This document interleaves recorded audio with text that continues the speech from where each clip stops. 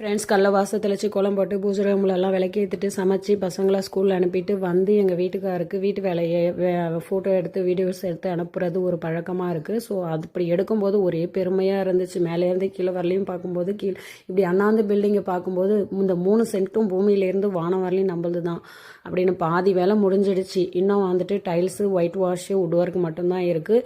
நாங்கள் வீட்டு வேலை ஸ்டார்ட் பண்ணி 8 மாதம் ஆகுது. ஸோ இவ்வளோ தான் எங்கள் வீட்டில் வேலை முடிஞ்சிருக்கு. எல்லாத்தையும் ஃபுல்லாக ஃபினிஷ் பண்ணதுக்கப்புறம் லாஸ்ட்டில் அட்டாச் பண்ணியிருக்கேன்.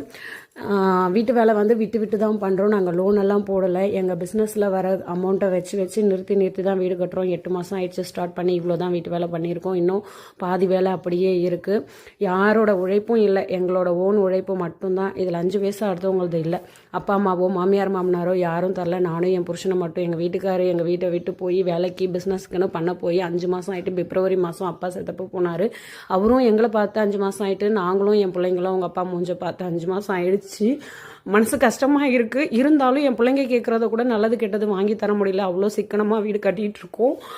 மேபி அப்புறமா சந்தோஷமாக இருப்போம் வீடு கட்டின உடனே. Thank you so much.